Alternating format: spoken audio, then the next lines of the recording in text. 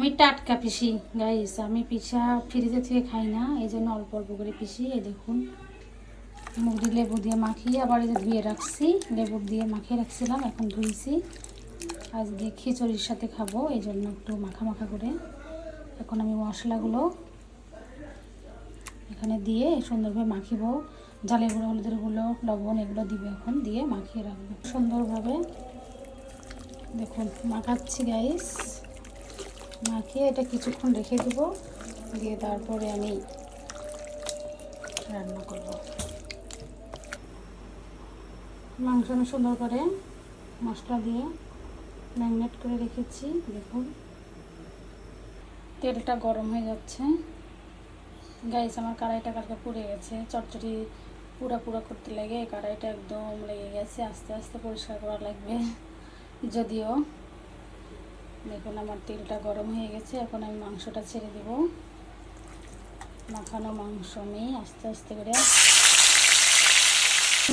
এক ফোঁটাও পানি দেব না গাইস। আমি এইভাবে আস্তে আস্তে আস্তে আস্তে সুন্দর করে মাংসটা কষাবো, কষালে একটু পানি ঝরবে, আমি এখন এইভাবে ঢেকে দেবো। বললাম না পানি বাড়াবি, দেখুন এই পানিতেই সুন্দরভাবে এখন মাংসটা আমার সিদ্ধ হয়ে যাবে।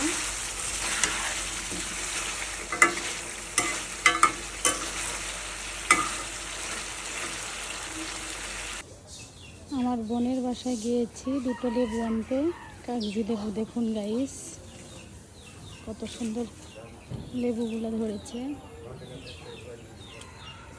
আটা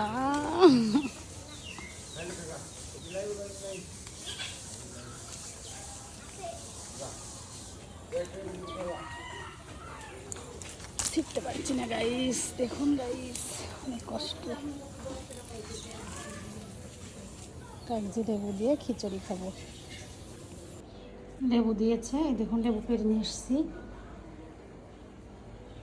বোনের গাছের লেবু, কাগজি লেবু। কাটবো এখন একটা। গাইস আমার খিচুড়ি রেডি, এখন আমি খাবো। মাংস, মুরগির মাংস কষানি করেছি, লেবু আর এই যে ডাউল চালের খিচুড়ি।